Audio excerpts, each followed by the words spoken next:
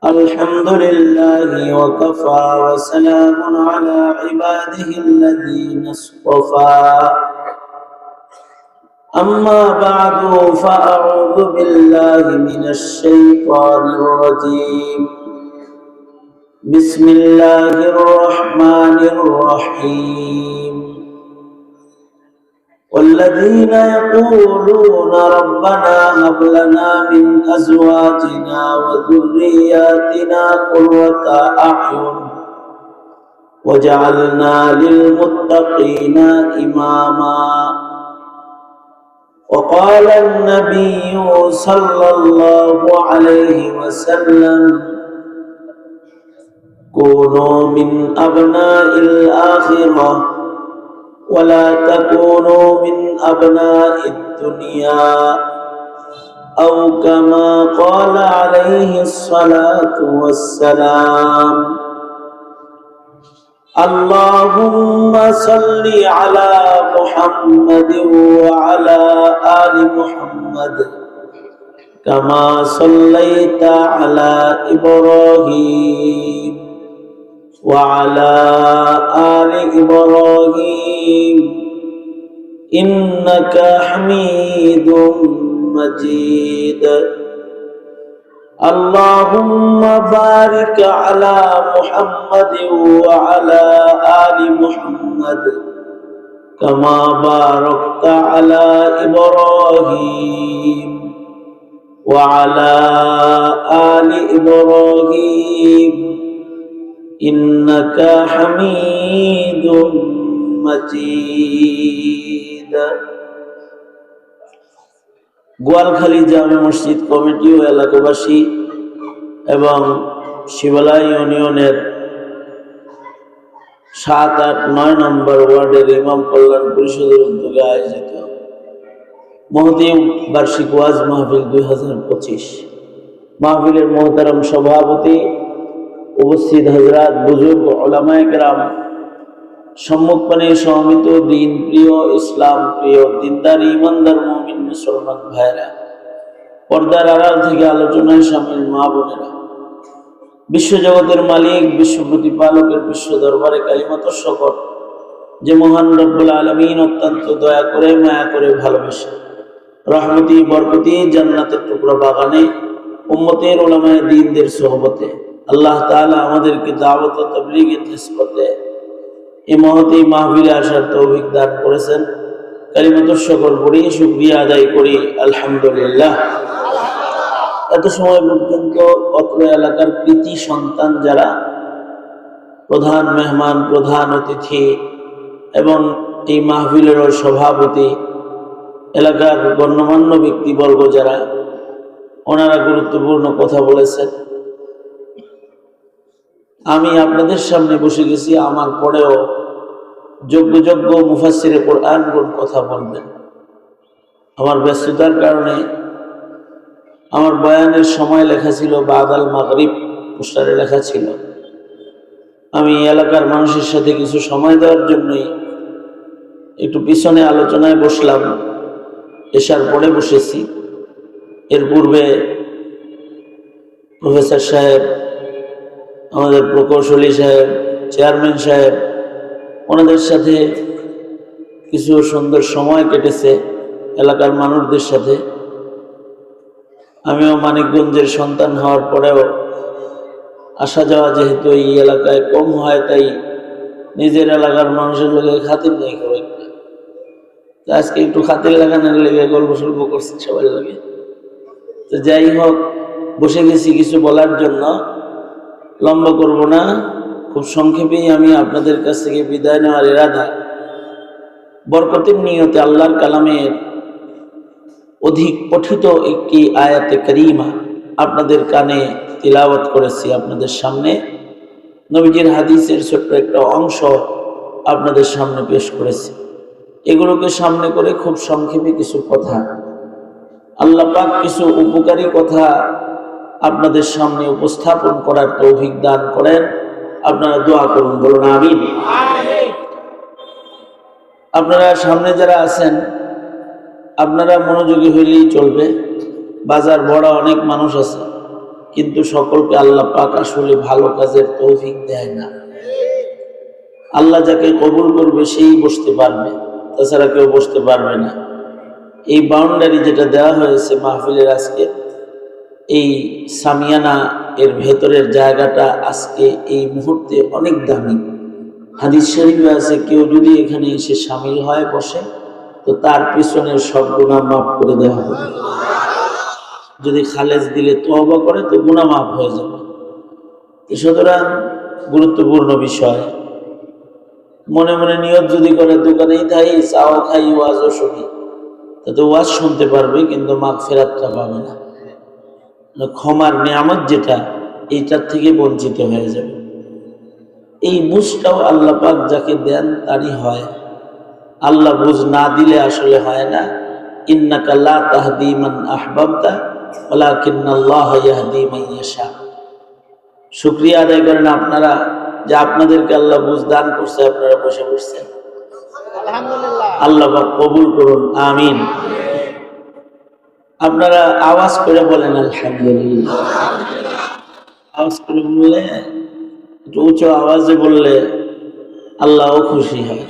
নেতার নামটা উঁচা করে লইলে নেতায় খুশি হয়, বক্তার নামটা উঁচা করে লইলে বক্তায় খুশি হয়। তকবির খাই দেন না, আমি আইসি আর কি তকবিরটা মারছে। হ্যাঁ, আল্লাহর নাম কি ছোট করে নিতে হয়? আল্লাহর নাম উঁচু করে নিলে আল্লাহ পাক খুশি হয়। এই কারণে আজানে আল্লাহর নাম উঁচু করে নেওয়া হয়, জোরে করে নেওয়া হয়, আল্লাহু আকবার বলে জোরে উচ্চারণ করা হয়, তাতে মহান রব্বুল আলামিন খুশি হয়। দলের মার্কা জোরে করে কইলে দল খুশি হয়, ঠিক না? আল্লাহর নামও জোরেও নিতে হয়, কখনো কখনো আওয়াজ করে উঁচু স্বরে আল্লাহকে খুশি করতে হয়।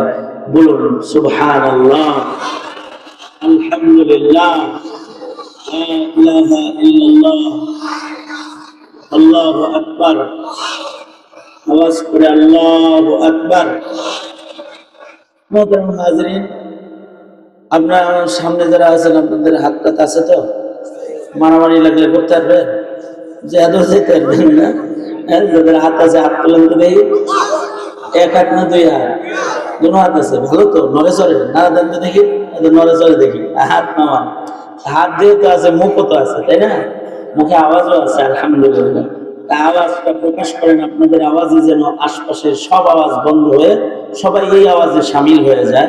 আওয়াজ করে বলেন সুবহানাল্লাহ, আলহামদুলিল্লাহ, লা ইলাহা ইল্লাল্লাহ, লা ইলাহা ইল্লাল্লাহ, আল্লাহু আকবার। এই যে তাসবিহগুলো বললাম, লস হয়েছে না লাভ হয়েছে? অনেক লাভ। কত লাভ হয়েছে? ময়দানে মাহশারে টের পাওয়া যাবে। 1 টাকার জন্য অনেক সময় সদাই করা যায় না। একটা নেকির কারণে জান্নাতে অনেকে যেতে পারবে। ওই দিন বোঝা যাবে এই যে একটু আল্লাহর নাম নিলাম কত লাভ।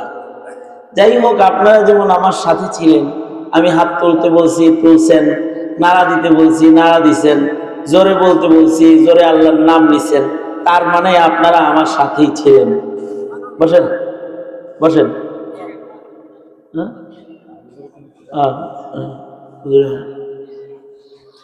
আপনারা এই যেমন আমার সাথে ছিলেন, কিছু সময়, অল্প কিছু সময় আমার সাথে থাকেন। কারণ আমি তো বয়ানের মাঠে আজকে 26-27 বছর, এই চুলদারি পেকে গেল, কিন্তু নিজের এলাকার মানুষ কারোর সাথে এই প্রথম দেখা হলো। এর আগে কখনো আসা হইল না, আল্লাহ আনলেন না। আবার মরার আগে আবার আসতে পারুন কিনা তাও তো জানি না। মানুষের হায়াতই তো এখন ছোট। আওয়ামী লীগের আমলে যখন আমি জেলখানায় ছিলাম, ওই সময় আমি খুব অসুস্থ ছিলাম। 4 মাস আমি বিছানায় হেলান দিয়ে বসেছিলাম, ঘুমাইতে পারিনি, এত অসুস্থতা ছিল। এই পাশটা পচে গেছিল আমার, এদিক দিয়ে পিক পড়তো। মনে হইতো যে আজ রাত্রে মনে হয় আমার মৃত্যু হবে। এরকম সময় গেছে 4 মাস। কিন্তু মহান রব্বুল আলামিন, আমার মনে হইতো যে আর কোনোদিন মনে হয় মানুষের সামনে কথা বলা সম্ভব হবে না। এই জেলখানার থেকে বুঝি আমার লাশ বের হয় কিনা। আল্লাহর মেহেরবানি, আমাকে আল্লাহ বাইর করছে। যারা আমাকে জেলে নিয়েছিল তাদের আল্লাহ দেশ থেকে খেদাইছে। আপনাদের সামনে আবার আল্লাহ পাক আমাকে বসাইছে, কিছু কথা বলতেছি, যেখানে কখনো আসিনি সেখানে আবার আনতেছে, যার সাথে কখনো দেখা হয় নাই। আবার অনলাইনের ফজিলত আছে, অনেকে আছে মোবাইলে আমার দেখছে, আজকে সরাসরি জীবনের পয়লা দেখে, এরকম আছে না ফজিলতুল মোবাইল, ইন্টারনেট, ফজিলতুল মোবাইল ওয়াল ইন্টারনেট। ইন্টারনেটের ফজিলতে অনেক সময় দূরের মানুষকে কাছে পাওয়া যায়। আমাকে অনলাইনে দেখেছে, মোবাইলে দেখেছে, কিন্তু সরাসরি কোনোদিন দেখে নেই। আজকে দেখা হলো, আবার কখনো দেখা হবে কিনা তাও জানা নেই। তাই আমার আপনাদের সাথে আজকের এই ছোট্ট সময়টা অনেক গুরুত্বপূর্ণ, এবং আমার আজকের সময়ের প্রত্যেকটা কথাও আমার জন্য অনেক গুরুত্বপূর্ণ। দাওয়াত দেওয়ার ক্ষেত্রে, আপনাদের জন্য অনেক গুরুত্বপূর্ণ, শিক্ষা গ্রহণ করার ক্ষেত্রে। সুতরাং আমি কোনো ভূমিকা না দিয়ে সরাসরি যে বিষয়ে কিছু কথা বলতে চাই, ওই বিষয়ে আমি আলোচনায় প্রবেশ করতেছি, আপনাদের মনোযোগ আকর্ষণ করছি। আমার আলোচনার মাঝখানে যেন আপনাদেরকে এটা বলতে না হয় যে এই ভাই এদিকে তাকান, এটা যেন কইতে না হয়। মানে আমি যেন আমার অল্প সময়টা শুধু আলোচনাই করতে পারি, আপনাদের মনোযোগের জন্য যেন আবার নতুন করে কোনো কথা বলতে না হয়, এই বিষয়টা সদয় দৃষ্টি রাখার আবেদন, আহ্বান, মাইকের আওয়াজ যত দূর পর্যন্ত যায় সকলকে আমি জানাচ্ছি। মোহতারাম হাজরিন, আমি আলোচনায় প্রবেশ করতেছি। এই পৃথিবীর সবচেয়ে শ্রেষ্ঠ সম্পদ হলো মানুষ। আল্লাহর সৃষ্টির শ্রেষ্ঠ হইল মানুষ। ওয়ালাকাদ কাররামনা বনি আদম। মানুষের চাইতে দামি কোনো সম্পদ নাই। বুঝে থাকলে বলেন, স্বর্ণ রূপার দাম বেশি না মানুষের দাম বেশি? জাগা জমি গাড়ি বাড়ির দাম বেশি না মানুষের মূল্য বেশি? মানুষের মূল্য বেশি। তবে সব মানুষ মূল্যবান নয়। মানুষ তখন মূল্যবান হয় যখন মানুষটা প্রকৃত মানুষ হয়। সূরতে ইনসান একরকম আর সিরতে ইনসান আর একরকম। একটা হলো আকৃতির মানুষ, আর একটা হলো গুণগত মানের মানুষ। দুইটাই ব্যবধান আছে না? মানব আকৃতির হলেই সেটা মানুষ হয় না। হনুমানরাও নাকি মানুষের মতন দেখা যায়, বান্দররাও নাকি মানুষের মতন দেখা যায়। এর লেগে ডারউইন বামগুলো বান্দরের বাচ্চাও হয়, যে মানুষ আগে বানর ছিল, ঠিক না? নাউজুবিল্লাহ, আরো আসতে গেলে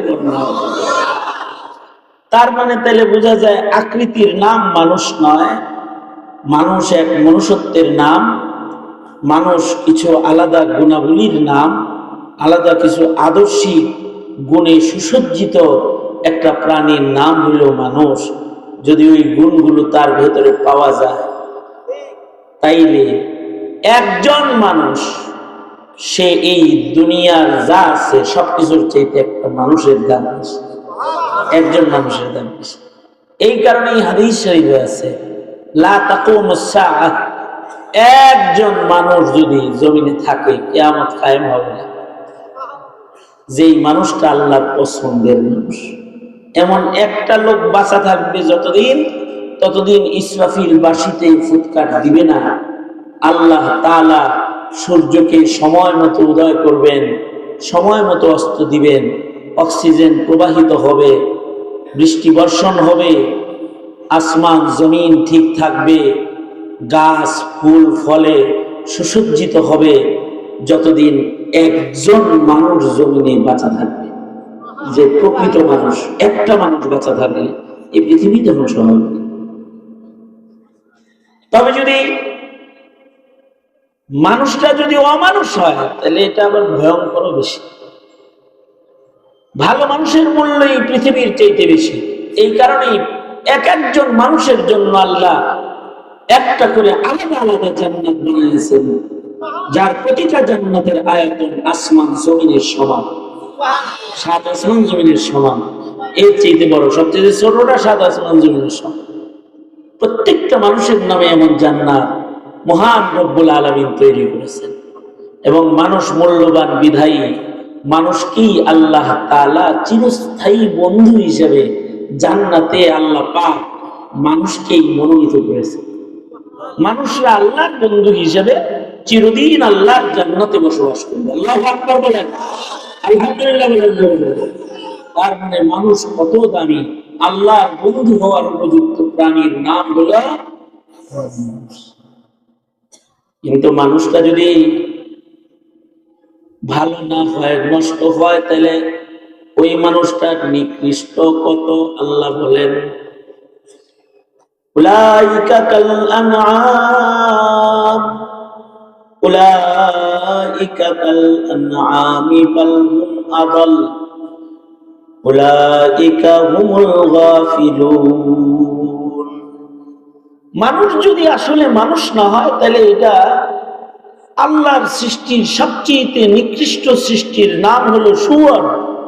সবচেয়ে নিকৃষ্ট সৃষ্টির নাম কি? শুয়োর।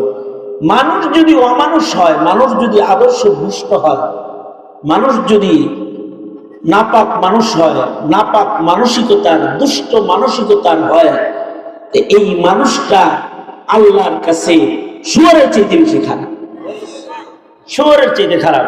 আচ্ছা, এই কথাটা শুয়োরের চাইতে যে মানুষ খারাপ, এই কথাটা কি আমার কোনো কথা? এই কথাটাও কার কথা? আল্লাহর কথা। উলাইকা কাল আনআমি বাল হুম আদাল। আল্লাহ নিজেই বলেছেন।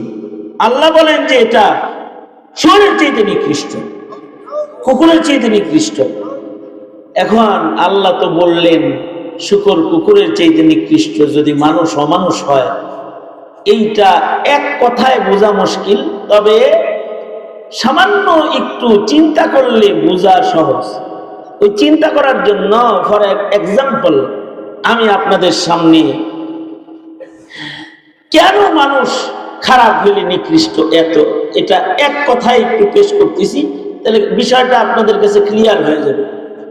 যেমন শুয়োর হলো আল্লাহ পাকের সৃষ্টির মধ্যে সর্বনিকৃষ্ট প্রাণী। শুয়োর হলো নাজাসুল আইন, ফিকহি ভাষায় হলো নাজাসুল আইন, বাংলায় বলে পুরাটাই আদ্যপান্ত, পুরাটা নাপাক। পায়খানা যেরকম নাপাক, শুয়োর ওরকম নাপাক। পায়খানা যেখানে লাগে ওটা নাপাক হয়ে যায়, কাপড়ে লাগলে কাপড় নাপাক, দেহে লাগলে দেহ নাপাক। শুয়োর কারোর শরীরে লাগলে শরীর নাপাক, কাপড়ে লাগলে কাপড় নাপাক। যে জায়গায় শুকর অবস্থান করে ওই জায়গাও নাপাক হয়ে যায়, জায়গাও নাপাক হয়ে যায়। কিন্তু শুয়োরের নিকৃষ্টতা নির্ধারিত একটা সীমানার মধ্যে ছড়ায়, যে সীমানায় শুকরের অবস্থান হয়, ওই জায়গাটার জিনিস নাপাক করে। কিন্তু মানুষ যদি নাপাক হয়, মানুষ যদি ভ্রষ্ট হয়, মানুষ যদি খারাপ হয়, মানুষের খারাপিটা নির্ধারিত জায়গায় ছড়ায় না। কখনো কখনো একটা মানুষের জন্য সারা দেশ নষ্ট হয়ে যায়, সারা দেশে অশান্তির আগুন জ্বলে ওঠে। কখনো কখনো একটা মানুষের কারণে একটা ভূখণ্ড ধ্বংস হয়ে যায়। কখনো কখনো একটা মানুষের জন্য সারা দুনিয়ায় অশান্তির আগুন জ্বলতে থাকে। যেরকম কাদিয়ানি জন্ম নিছে কাদিয়ানি পাকিস্তানে, কিন্তু ওই নাপাকটা আমার বাংলাদেশেও ছড়াইছে। এটা পাকিস্তানে খালি ছড়ায় না, ইন্ডিয়াতেও ছড়াইছি। সারা দুনিয়ার রন্ধ্রে রন্ধ্রে এর নাপাকি চলে গেছে।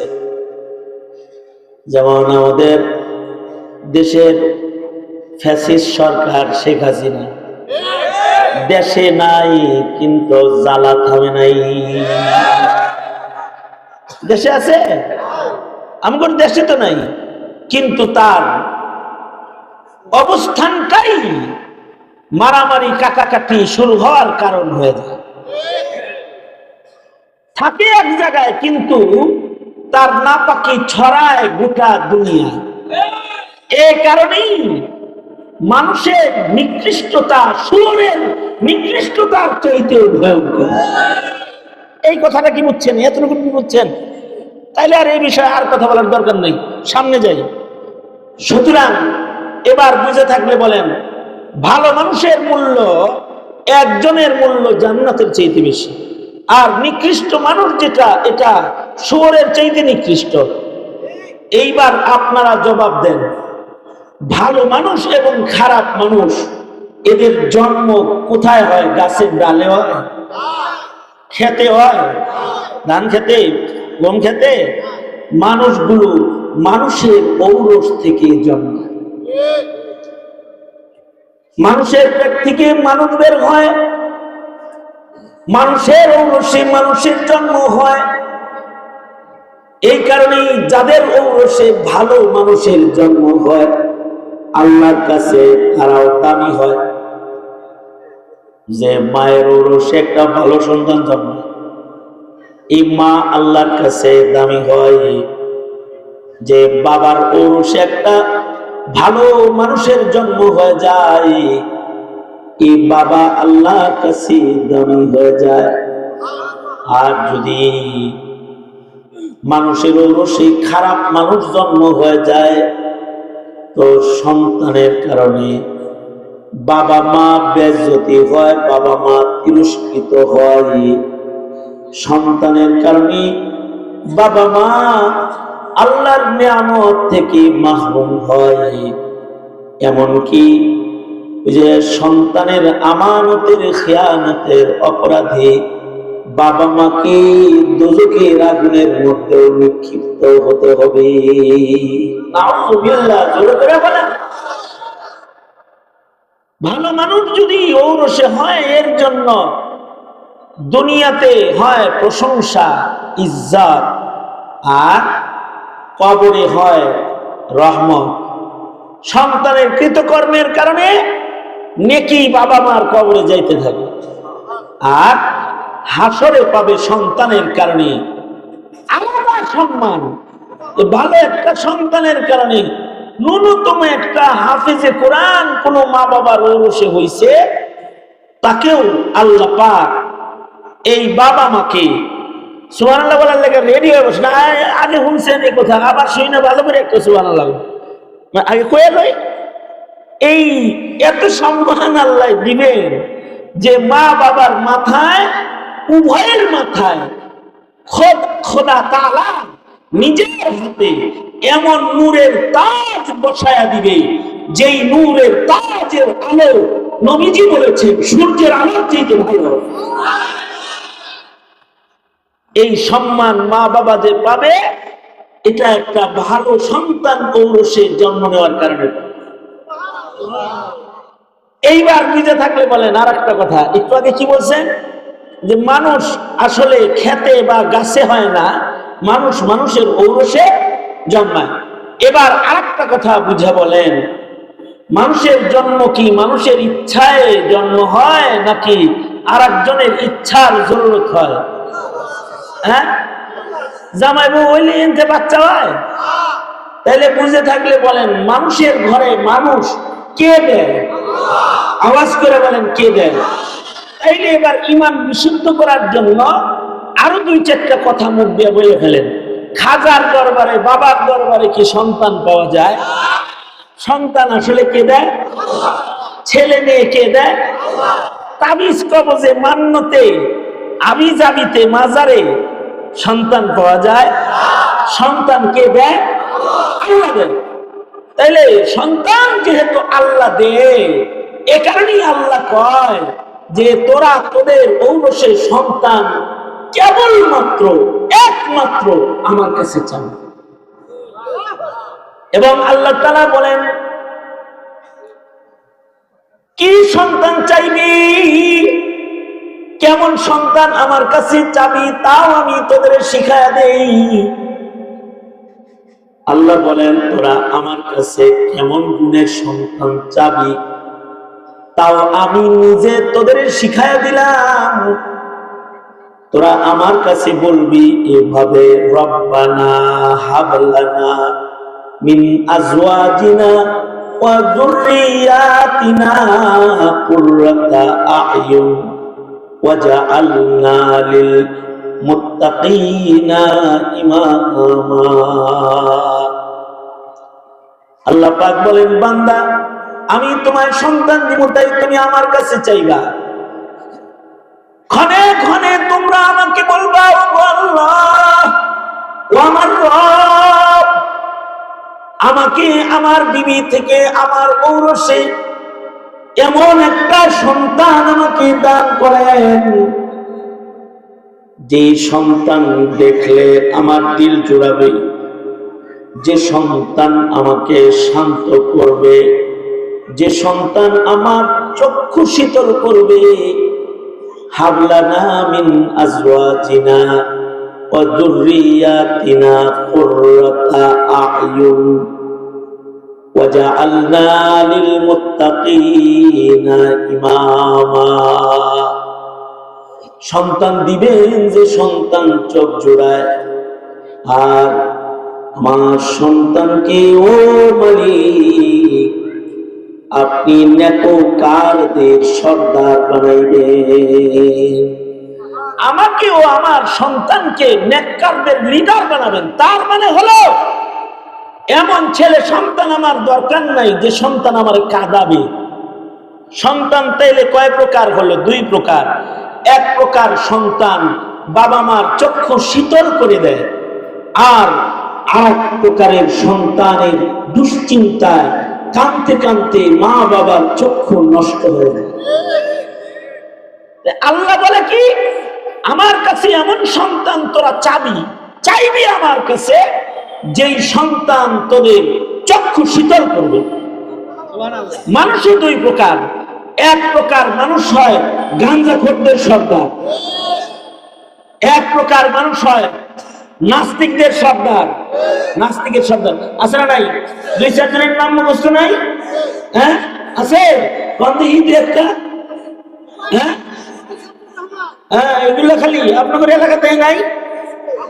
হ্যাঁ, এইটা করতে কষ্ট লাগে।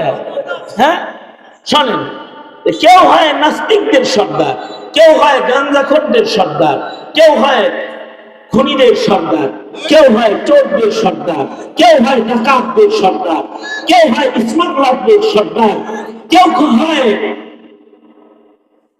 হয় জেনাকারদের সর্দার,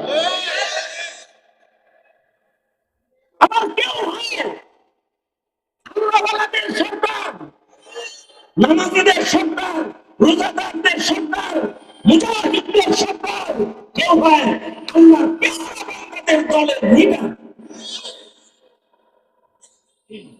আল্লাহ কয়, তাহলে তোমরা আমার কাছে চাইবা। ওয়াজআলনা লিল মুত্তাকিনা ইমামা। ওগো আল্লাহ, আমিও আমার সন্তানকে আপনি মুত্তাকি নেককার বান্দাদের সর্দার বানাবেন। কথাগুলো শিখায় দিছে কে? শিখায় দিয়া আল্লাহ কয়, ওয়াল্লাযীনা ইয়াকুলুন, যারা আমার শিখানো এই কথাগুলা বেশি বেশি বলবা, তারা দুনিয়ায় সন্তান পাও আর নাই পাও, দোয়া করলেই তো দোয়াটা কবুল নগদে হওয়া জরুরি। অনেকে সারা জনম দোয়া করে কিন্তু সন্তান হয় না। সে চায় তাও হয় না, শুধু নিজে চায় না, আর একজনকে দিয়ে চাওয়ায় তাও হয় না। যেমন আমার এক ফ্রেন্ড আছে, বন্ধু, আমি যখনই হজে যাই খবর পাইলি এয়ারপোর্টে আসে, এসে কয়, তুমি কবুল দোয়া যেখানে হয় সেই দিকে যাচ্ছ? গরিব মানুষ আমি, তুমি মক্কায় যাইবা, মদিনা শরীফ যাইবা, ওই জায়গায় তো দোয়া কবুল হয়। কমপক্ষে 11 বছর যাবত আমার কাছে দোয়া চাই এটা, আর আমি হের দোয়াটা যে করিও মনেও থাকে আমার, কারণ এয়ারপোর্টে আসে আমার আগায় দিতে। বন্ধু গরিব মানুষ, ও বলে যে আল্লাহ রে যায় কইবা, আল্লাহ যেন আমার একটা ছেলে দেয়। আমিও প্রায় 10-11 বছর যাবত হের পক্ষ থেকে আল্লাহ রে কই, আল্লাহ ও তো এবারে কইলো একটা ছেলে দিও, কিন্তু গত বছর 7 নম্বর না 9 নম্বর মেয়েটা গত বছর হয়েছে। মানে এই 30 বছর মরে খালি হ্যার খালি মাইয়া হইতেছে, পোলার চোখার দেখলো এদিক দিয়ে ওই মেয়েটি মরে যাওয়ার অবস্থা, বাচ্চা হইতে, কিন্তু ছেলে হইতেছে না। বলেন তো এটা কি দুয়ার দোষ নাকি আল্লাহ পাকের ফয়সালা? জোরে আওয়াজ করে বলেন। সে বুঝতেছে আমার ছেলে হইলে ভালো, কিন্তু আল্লাহর ফয়সালা তোর মায়া হইলেই ভালো, তাড়াতাড়ি বিয়ে দিবি, বাচ্চা চলে যাবো, দায়িত্ব শেষ হয়ে যাবো, ওদের পেট থেকে ওই বুজুর্গ হইব, তোরে এমনি মারত। তার মানে দোয়া করলেই যে পাওয়া যায় তা না। দোয়া করে আল্লাহ একটা ভালো ছেলে দাও, কিন্তু এটা খালি ইনজেকশন লাগে, কিছু আছে না ইনজেকশন লাগে। কয়েকদিন আগে এক মাহফিলে গেছি, এক বাচ্চা রয়েছে, এক ছেলে রয়েছে, বাপে আমার কাছে একটা হুজুর একটু ফু দেন, বলাই তো দাদা কি ফু দিব, কি অসুখ, কানে কানে বলতেছে হুজুর নেশা খায়। কি নেশা? বড়ি খায়, এগুলো করে, ফু দেন। এটা বুঝি ফু দিয়ে যাইব। এমন পরিবেশে পালছেন যে ওরে বাবা ঘর বানাইছেন, ইয়াবা ঘর বানাইছেন, আর হিঞ্চি বানাইছেন ওরে। আর এখন মুল্লারে দিয়ে ফু দেওয়া, কয়দিন পরে বলবেন কত হুজুরের দোয়া নিলাম, দোয়া কাম হয় না। আপনি যে আসলে ভালো না সেটা তো করেন না, আপনার হুজুরের দোয়ার বদনাম গোছাইবার লেগে এখন হিরঞ্চি বানায় কয় ফু দেন। সুতরাং দোয়া করলেই পেয়ে যাবো এটা জরুরি না। তবে একটা আশ্চর্য সুসংবাদ দিচ্ছি আপনাদের। আপনি দোয়া করলেন আল্লাহ আমাকে তুমি একটা নেককার সন্তান দাও, কিন্তু নসিবে আইছে বদকার। নূহ নবীর নসিবে বদকার ছেলে আসার কারণে যেমন আল্লাহ নিজের মুখেই কয়, এই নূহ এই ছেলে তোমার ছেলে হিসেবে গণি নেই, চিন্তা করো না। ইন্নাহু লাইসা মিন আহলিক, ছেলে যদি ভালো আল্লাহর কাছে কেউ চায়, তার ছেলে যদি ভালো কোনো কারণে নাও হয়, এই ছেলের জন্য মা বাবাকে হাসরে আল্লাহ আটকাবে না, তার নাম আল্লাহ তাআলা ইবাদুর রহমানের খাতায় দেন। ইবাদুর রহমান কি এই বিষয়টা বুঝাইতে পারছি যে দোয়া করলে পাই আর না পাই আমার লস নাই, লাভ আল্লাহ। এ কারণে প্রত্যেকটা বান্দা দোয়া করবে, আমার সাথে দোয়াটা সবাই মিলাম পড়েন, সবাই মিলে আমার সাথে পড়বেন। নুরানিতে যেমন জোরে জোরে পড়ে হেমনে পড়বেন, যাতে একজনের পাশে আওয়াজ আর একজনের অটোমেটিক যেন শুদ্ধ করে বাইর হয়। আমার সাথে জোরে করে বলেন রব্বানা। আগের বারের মতো তো করলেন না, মানে একটু আগে যে সুবহানাল্লাহ কইছিলেন, আলহামদুলিল্লাহ মুখ আছে না, এই যে গেছিলাম না, তখন যে জোরটা দিয়েছিলেন এরকম করলেন। জোরে আওয়াজ করে বলেন রব্বানা। এই যে হাম সুন্দর হইল, এইটা ফায়দা হইলো বৃদ্ধ বাবারা যারা আছে, যাদের বাইরে হইতে চায় না, আপনাদের সবার সাথে বললে হেদেরটা শুদ্ধ হয়ে যাবে। কয়েকবার বলে দেখবেন আমাদের মক্তবে গেলে আমরা বাচ্চাদেরকে একসাথে পড়াই, আর সবাই মিলে জেলে পড়ে, মিলে জেলে যখন পড়ে তো শরমে শরমে শরমে শরমে পড়তে পড়তে গরম হয়ে যায়, ঠিক হয়ে যায়। জোরে আওয়াজ করে বলেন রব্বানা। আজকে কমপক্ষে নুরানির ক্লাসটা করাই যায়। রব্বানা হাব লানা মিন আজওয়াজিনা ওয়া যুররিয়াতিনা, যুররিয়াতিনা না জাল, ওয়া যুররিয়াতিনা কুররাতা আ'য়ুন, কুররাতা আ'য়ুন ওয়াজআলনা লিল মুত্তাকিনা ইমামা। মনে মনে ভাবতে পারেন হুজুর একবার পড়াইছেন এই কি আর আমার আইব না? ঠিক আছে, আপনার যদি না আসে তাহলে আপনার মালিক আপনার ভাষাও বুঝে, আপনার মালিক আল্লাহ বাংলা ভাষা বুঝে না, মদিনায় বাংলা বুঝে না, বুঝবিলিয়ার নয় বাংলা বুঝে না, আসলে বোঝে না তো। কিন্তু সরকারের সরকার আল্লাহ, তিনি তো সব ভাষা এজন্য আমাদের মুরব্বীরা বলে, আরবিতে না বলতে পারলে বাংলায় বলবা, এমন সন্তান দে আল্লাহ, আমাকে এমন একটা সন্তান দে, কামাই খাওয়ার আশা নাই, আমি মইরা গেলে দোয়া করবে যে, এমন সন্তান দে আল্লাহ, আমাকে এমন একটা সন্তান দে, কামাই খাওয়ার আশা নাই, আমি মরে গেলে দোয়া করবে যে। কারণ কোন মা বাবার ঔরসে যদি দোয়া করার একটা সন্তানের জন্ম হয়ে যায়, আর ওই মা বাপ যদি কবরে চলে যায়, আর তার সন্তানরা মাহফিলে বৈশা চোখে পানি লয়া বাবা মার ভালোবাসার কথা স্মরণ কইরা, মা খারাপ বাপ খারাপ বেদনা বুকে লইয়া যদি সন্তানের মুখে বের হয়ে যায়, রব্বির হামহুমা কামা রব্বায়ানি সগীরা, বলুন আমার সাথে, রব্বির হামহুমা কামা রব্বায়ানি সগীরা। এমন একটা দোয়া সন্তানের জবান দিয়ে বের হওয়ার সাথে সাথে সরওয়ারে দু আলম নবী বলেন, মা বাবার দোয়া যেমন সন্তানের তকদীর সুন্দর হয়ে যায়, সন্তানের দোয়ায় মা বাবার কবরের আযাব বন্ধ হয়ে যায়। সুতরাং যদি আরবি না পারেন তো বাংলায় বলবেন, বাংলায় না বললে ইংলিশে বলেন, যদি ইংলিশ পারেন তো ইংলিশে বলেন, আল্লাহ তো ইংলিশও বুঝেন। তাও আল্লাহকে বলেন, আল্লাহ আপনি আমাকে একটা নেক সন্তান দান। তবে নেক সন্তান অটোমেটিক নেক হয় না, নেক সন্তানকে নেক বানাইতে হয়। এ কারণে আল্লাহ আর এক আয়াতে বলে, ও আনফুসাকুম ওয়া আহলিকুম নার, তুমি তোমার সন্তানকে নিজের হাতে দোজখে ফেলো না, ওরে দোজখ থেকে বাঁচাও, ওরে ভালো বানাও, মেহনত করো ওর পেছনে।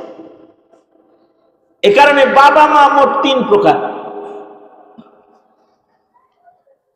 এক প্রকারের বাবা মা উৎকৃষ্ট, দুই প্রকারের বাবা মা নিকৃষ্ট, একজন নিকৃষ্ট আর একজন অতি নিকৃষ্ট। নিকৃষ্ট দুই প্রকারের বাবা মার ভেতরে এক প্রকারের বাবা মা হলো যেই বাবা মা গুলা সন্তান জন্ম দেয়, কিন্তু এই সন্তানরে না কামাই শিখায়, না লেখাপড়া শিখায়, না ওপরে ডাইন বাম বুঝায়, না দুষ্ট লোক চিনায়, না ভালো লোক চিনায়, এগুলোর রাস্তায় ছেড়ে দেয়। আর ওরা হয় রাস্তার টুকাই নাস্তান, ওরা হয় রাস্তার ক্লাস, ভয়ঙ্কর চোর ডাকাত বদমাশ হয়ে যায়, কিন্তু রাস্তায় ছেড়ে দিছে। আমরা একটা জরিপ করেছি ঢাকা শহরে। ঢাকা শহরে সন্ত্রাসী কর্মকাণ্ড যে উশৃঙ্খল গ্যাংগুলো করে, এরা কোন কোয়ালিটির পিতামাতার সন্তান? যেহেতু আমরা ওয়াজ নসিহত করি, মাঝে মাঝে এরকম গবেষণায় বম লাগে না, হ্যাঁ করেছে মাঝে মাঝে ইয়ে করে লাগে না, ঢালাও ভাবে তো একটা সন্ত্রাসীর কারণে আপনি পৃথিবীর সব মা বাবারে খারাপ বানাইতে পারবেন। তো আমরা একটা জরিপ পেলাম যে এই বাবা মা যারা, এই সন্তান যারা ঢাকা শহরে ছিনতাই, চাঁদাবাজি, সন্ত্রাসী, উল্টাপাল্টা কাম করে, এগুলো কিরকম কোয়ালিটির ঘরের সন্তান? আমাদের জরিপে আমরা পেয়েছি এগুলো 99%, একেবারে 99% ওই অযোগ্য বাবার ঔরসে এরা জন্মগ্রহণ করেছে।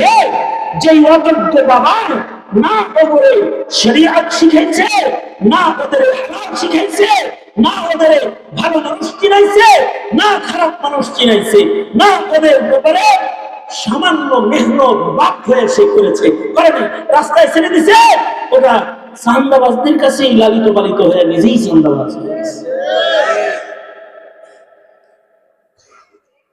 বস বস যে কয় না, বসের হুকুম ঘরগুলি, বস তো হাতে কয় না, আরে আপনি বাপ হয়ে যেটা করার কথা ছিল আপনি করেন নাই, কিন্তু ও খুন খারাপি কইরা ওরে টাকা দিয়ে খুনি বানাইছে। ওর টাকার খোদাও উনি দিয়েছে, ওর গায়ের ভালোকে করে কিনে দিয়েছে। এইভাবে সে তার বসে পরিণত হয়েছে। এবার ওর বসে হুকুম দিয়েছে অমুকের খুলি উড়ায় ফেলাও, হাদির মুখ খুলি উড়ায় দিয়েছে। বুঝেন না এই কথাটা? হ্যাঁ, আপনি কোন সময় না ছুটি দিয়ে দিচ্ছেন ওয়াজের আগে? যান যান, আর একটা ওয়াজে যাইব। চেয়ারম্যান সাহেবকে দোয়া করে দেন। এই ইঞ্জিনিয়ার সাহেব, আপনি আসতেছেন কবে? আমি আসবো খুব তাড়াতাড়ি ইনশাআল্লাহ। তবে আপনারও দাওয়াত হলো, ঠিক আছে? যোগাযোগ করবেন। সালাম আমার জন্য তো তাইলে এটা হলো এক নাম্বার নিকৃষ্ট কোয়ালিটি। কি বললাম? যারা সন্তান জন্ম দেয় মোটেই দেখভাল করে।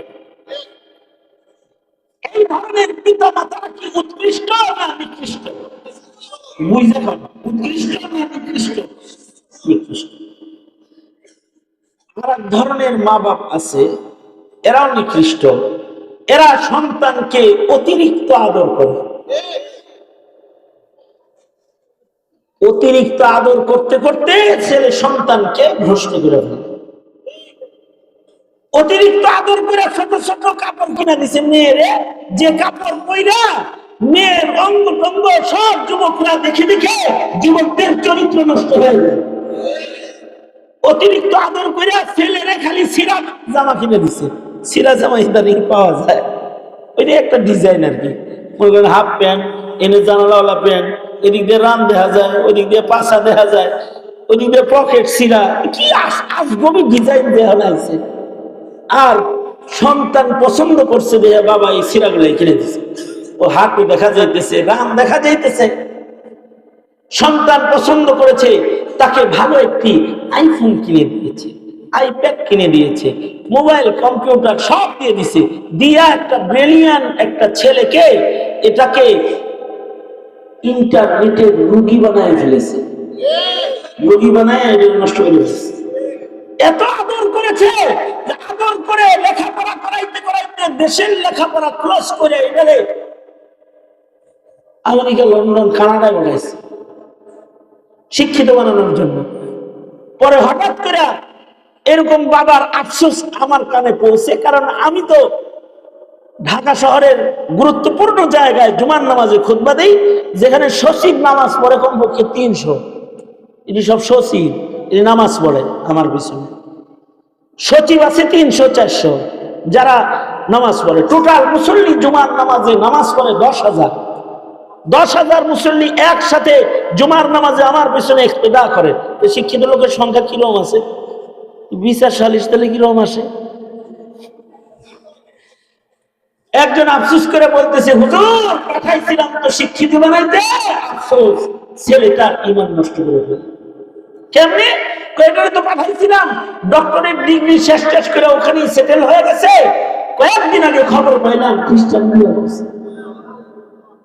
নাউজুবিল্লাহ, তো আসতে করে বললেন কেন? আপনাদের সাবেক প্রধানমন্ত্রীর ছেলে খ্রিস্টান বিয়ে করে নাই? হ্যাঁ করে নাই। জোরে বলেন না কেন? করে নাই, করে নাই। তাইলে এই আর দূর রাখেন, এক জায়গায় থাকেন আর এক জায়গায় যান, এই পর্যন্ত থাকেন যে করছে। আপনি এত আদর করলেন যে আপনার ছেলে খ্রিস্টান বিয়ে করলো।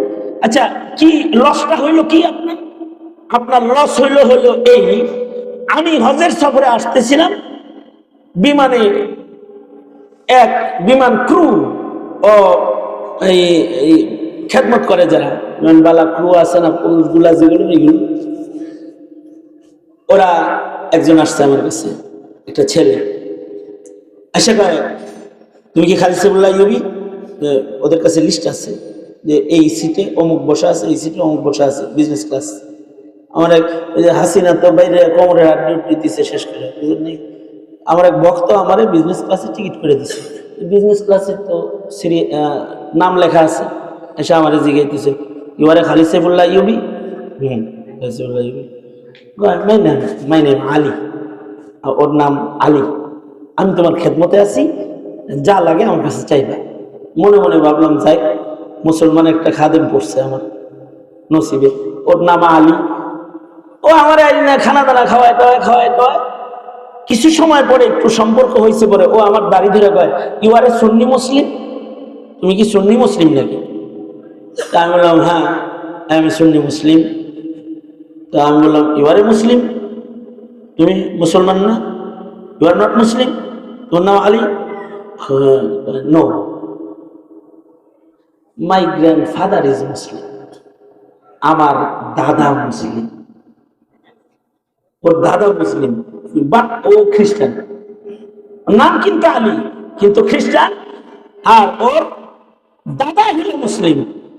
আমি বললাম তোমার দাদা মুসলিম, তুমি খ্রিস্টান কিভাবে হইলে? মাই ফাদার হাফ মুসলিম, হ্যাঁ বাপ হইলো অর্ধেক মুসলিম। তা আমি বললাম অর্ধেক মুসলমান কেমনে হইলো? দাদা তো ফুল মুসলিম ছিল, কিন্তু আব্বা হাফ মুসলিম ছিল, নিজে মুসলমান ছিল কিন্তু আমার মা খ্রিস্টান। কিন্তু বাবা যখন বুঝছে যে আমি মুসলিম হয়ে আমার ঘরে সন্তান জন্ম নিছে, তো বাবা বাবার দলে নেওয়ার জন্য আমাদের 4 ভাইয়ের নাম রাখছে 4 খলিফার মিলে, আবু বকর, বড় ভাই উমর, মেজো ভাই ওসমান, সেজো ভাই, I am number 4, my name Ali. তো 4 নাম্বার, ওর নাম হলো আলী। আমি তো সব রাখলো, তা খ্রিস্টান হইলি কেমনে? খ্রিস্টান হইলে কেমনে? আমরা যখন ছোট তখনই মারা গেছে, মা আমাদেরকে খ্রিস্ট ধর্মেই লালিত পালিত করেছে এবং আমাদেরকে খ্রিস্টান ধর্মেই বিয়ে করাইছে। আমরা এখন ফুল ফ্যামিলি খ্রিস্টান, নো প্রবলেম। তোমরাও এক আল্লাহ মানো, আমরাও এক আল্লাহ মানি, আমরাও নবী মানি, তোমরাও নবী মানো, সমস্যাটা কি? এটার কোনো সমস্যা নেই। আমি মনে মনে ওরে ওরে আর কি দাওয়াত আমি দিব? আমি মনে মনে ভাবতেছি, দেখছো ও আমার উল্টো কাজ করতেছে। আর আমি আর বিমানে ঘুমাইতে পারলাম না, সারা রাস্তা জাগ্রত রইলাম আর টেনশনে ছিলাম। এই সিস্টেমটাই তো ভিনদেশী প্রভুরা আমাদের দেশে চালু করতে চায়। হিন্দু মুসলিম বিয়ে ঘটাইতে চায়, ট্রান্সজেন্ডার জন্ম দিতে চায়, খ্রিস্টান মুসলিম বিয়ে ঘটাইতে চায়। তার মানে হলো সেকেন্ড থার্ড ফোর্থ প্রজন্ম যেটা আসবে, ওরা যেন ইমানদার না হয়, ওরা যেন সব খ্রিস্টান ইহুদি ছাড়া হয়ে যায়।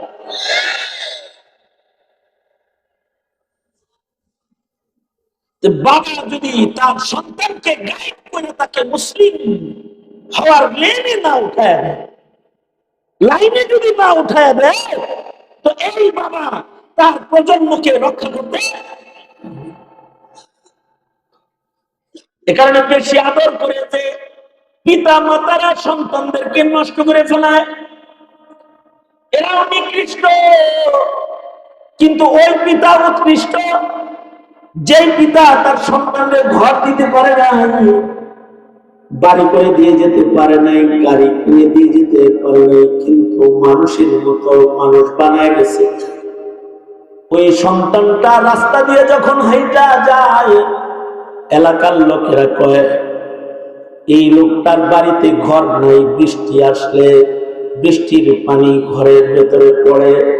কিন্তু মহান রব্বুল আলামিন ওর চেষ্টার বদলায় ওর ঘরে হীরার টুকরা দুটা সন্তান দিছে। এগুলো কোনোদিন রাস্তায় দাঁড়ায় চোখ খুলে কোনো মুরব্বীর সাথে বেয়াদবি করে না, কখনো উঁচু গলায় কথা বলে না, অন্যায় কাজের ধারে কাছে নেই। ছেলেগুলা আমগর গ্রামে রত্ন সন্তান। যে বাবারা, যে মায়েরা নিজের সন্তানকে ন্যাক বানাইবার মেহনত করে নেককার বানায় যায়, মহান রব্বুল আলামিন সন্তানের কারণে দুনিয়াতেও ও মা বাবার ইজ্জত বাড়ায়। মা বাপ মইরা গেলে সারা জনম ওই সন্তানগুলা মা বাবার নামে দোয়া জারি রাখে, রব্বির হামহুমা কামা রাব্বায়ানি সগীরা। আর হাসরের মাঠে মহান রব্বুল আলামিন নেককার সন্তানদের কৃত নেকির কাজের পুরস্কার এই সন্তানগুলোর মাধ্যমে মা বাবাকেও দান করবে ময়দানে মাহশরে। নেক সন্তানের বাপ হিসেবে আল্লাহ তাআলা তাদেরকেও মর্যাদার জান্নাত দান করবে। সুতরাং শুধু দোয়া করলেই হবে না, প্রজন্ম যেন নেককার হয় চেষ্টা করাও লাগবে। এই চেষ্টা প্রচেষ্টা শুধু আমরা করলে হবে না, শিক্ষাঙ্গনের মাধ্যমেও করতে হয়।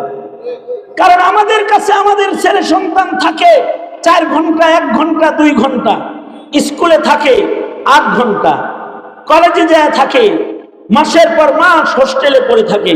এবার আপনারা বলুন, ওই স্কুল কলেজ ইউনিভার্সিটিতে যদি ভ্রান্ত মতবাদ পড়ায় কিন্তু দিন না শিখায়, ওখানে যদি গানের শিক্ষক নিয়ে দিয়ে গান শিখায়, কোরআন যদি না পড়ায়, তখন আপনার সন্তান এই স্কুল কলেজ ইউনিভার্সিটিতে পড়ার পরেও মুসলমান হবে না নাস্তিক হবে? এই কারণে আমাদের দাবি, আমরা মৌলবীরা একাই চিল্লাই। আপনারা মনে করেন যে আমরা বুঝি চাকরি পাওয়ার লেগে চিল্লাই। আমরা বলে থাকি সরকারকে, এখনো আমরা বলতেছি যে আমাদের স্কুলগুলোতে ধর্মীয় শিক্ষক নিয়োগ প্রদান করো। কেন বলি? এটা কি একজন মৌলবীর চাকরি দিবার লেগা? মৌলবীর চাকরির তো মসজিদে অভাব নাই, মাদ্রাসায় অভাব নাই। কোন মৌলবী আলেম হওয়ার পরে তো তার চাকরি ছাড়া সে থাকে নাই, সে তো চাকরি করেই থাকে। চাকরির জন্য এই আন্দোলন না, এই আন্দোলন কোটা দখলের আন্দোলন না, ধর্মীয় শিক্ষক নিয়োগের এই আন্দোলনটা হলো আগামী প্রজন্মকে ইমানদার বানাইবার আন্দোলন। ঠিক কিনা?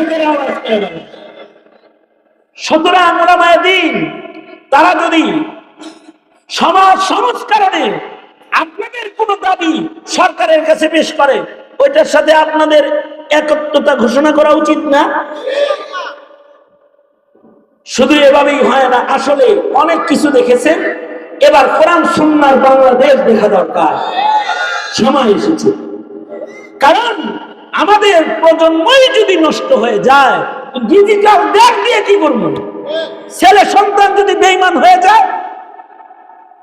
সুতরাং এই জিনিসটা মাথায় নেন। 1 নাম্বার কাজ করবেন, আল্লাহর কাছে দোয়া করবেন, রব্বানা হাব লানা মিন আজওয়াজিনা ওয়া যুররিয়াতিনা কুররাতা আ'য়ুন ওয়াজআলনা লিল মুত্তাকিনা ইমামা।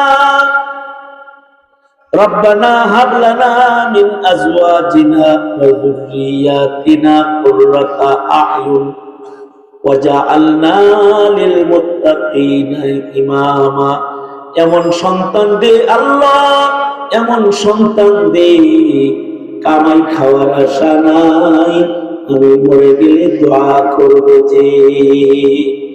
আর দ্বিতীয় হলো সন্তান গঠনের জন্য পিতা মাতাকে সক্রিয় ভূমিকায় অবতীর্ণ হওয়া। এই 2 সবক ইয়াদ থাকবে তো ইনশাআল্লাহ। এই সবক আদায় করবো কারা কারা? ইনশাআল্লাহ। আল্লাহ আপনাদেরকে কবুল করেন, আমিন বলেন।